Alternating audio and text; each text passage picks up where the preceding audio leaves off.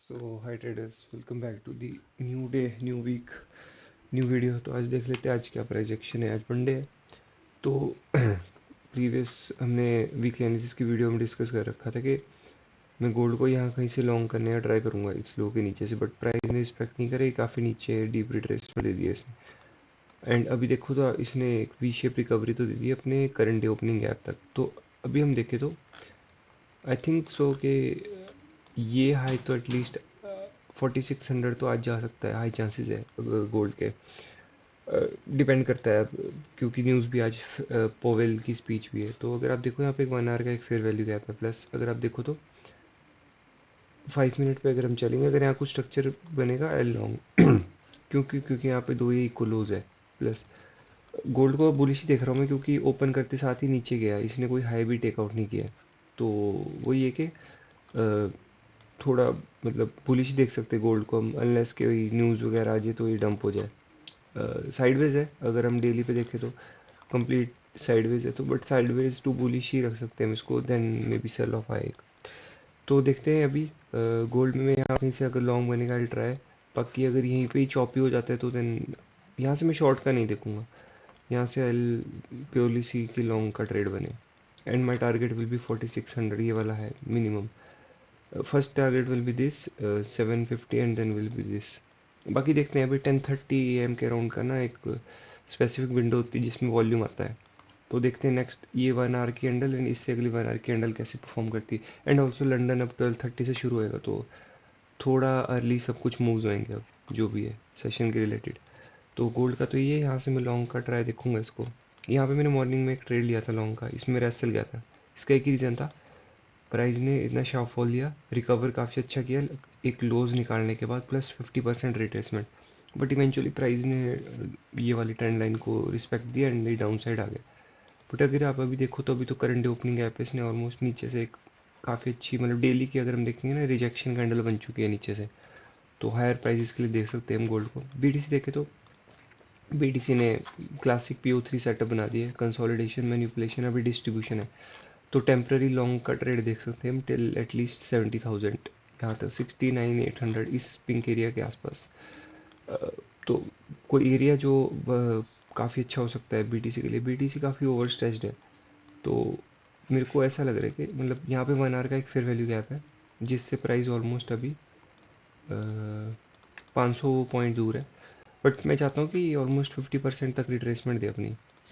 हाँ, अगर नहीं देता तो वो बात अलग है। एंड इसमें मेरा ज़्यादा फोकस भी नहीं है, इसको तो मैं सेलिंग के उससे देख रहा हूँ। क्योंकि अगर हम देखें ना डेली पे, इसका फेयर वैल्यू गैप यहाँ पे है। अगर मेरे यहाँ से बाइंग सम हाउ अगर मिस भी हो जाती है, इट डजेंट मैटर, मैं वहाँ से शॉर्ट कर दूंगा। बाकी अगर यहाँ से आता है आई लॉन्ग दी बीटीसी। तो वही है, बीटीसी में देखते हैं temporary long but long term will be sell for gold.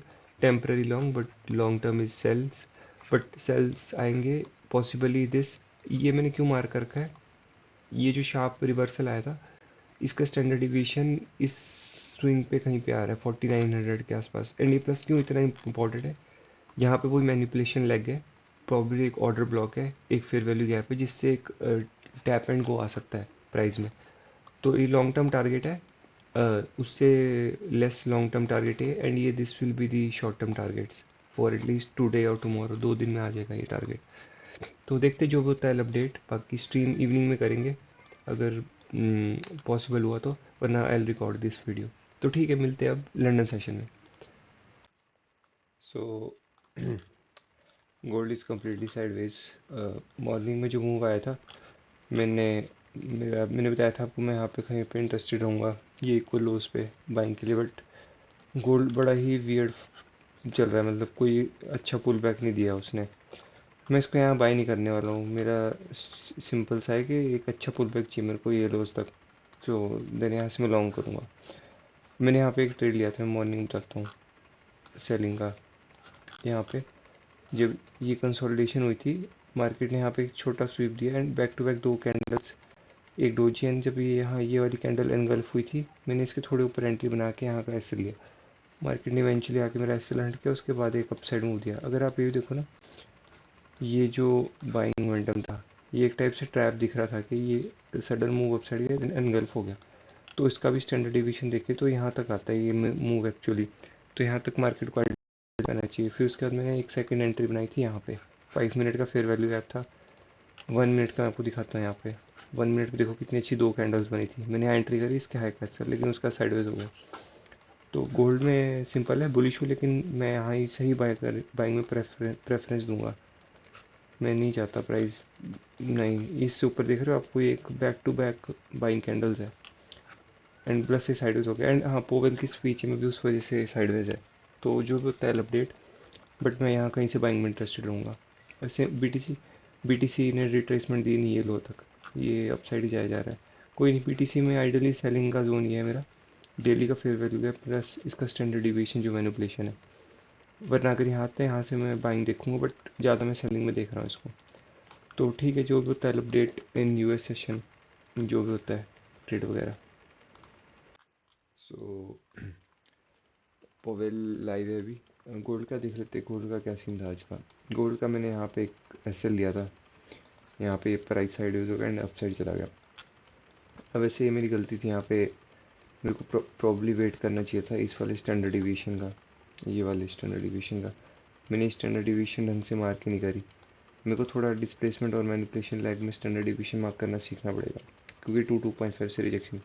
फिर मैंने प्रॉब्ली यहाँ पे ना 15 मिनट का आपको एक इन्वर्जन फेयर वैल्यू गैप दिख रहा होगा, मैंने यहाँ देखा प्राइस को किसने इसको ब्रीच करा काफ़ी अच्छी तरीके से, तो मैं एक पुल बैक पे इसको शॉर्ट करना चाहता था। बट लिटरली प्राइस ऑलमोस्ट 5-6 पिप से निकल गया। मेरे को ये बहुत ही रिस्की ट्रेड ना मेरे को यहाँ दिख रहा था, ये वाला, दिस, यहाँ पे मेरे को शॉर्ट करना था जब ये कैंडल टैप करके यहाँ क्लोज हुई। बट ये 7 PM की थी, यूएस सेशन की, तो हाई चांसेस था एक वीक फिर मार देता, तो मैंने यहाँ ट्रेड नहीं दिया। I waited for this candle, another candle, ये पुल बैक देख रहा है कितना शैलो पुल बैक था सेल का, तो मेरे को यहाँ सेल करना था, बट इवेंचुअली प्राइस नीचे आ गया। तो अगर अभी हम देखें ना, this zone is still the case, यहाँ पे मैंने स्टैंडर्ड डिवीजन मार्क करी है और ये लो की, तो यहाँ तक इक्वल लोज तक मैं एक्सपेक्ट कर रहा हूँ। प्राइस आज तो नहीं आएगा मेरे ख्याल से, कल सुबह ही आएगा ये। तो यहाँ से कहीं से मैं बाइंग में इंटरेस्टेड रहूँगा। एंड ये गोल्ड का यहाँ कहीं से लॉन्ग इंटरेस्टेड रहूँगा मैं। बीटीसी का देखो, बीटीसी साइडवेज, इसने काफ़ी मूव कर दिया, ये पुल बैक ले रहा है।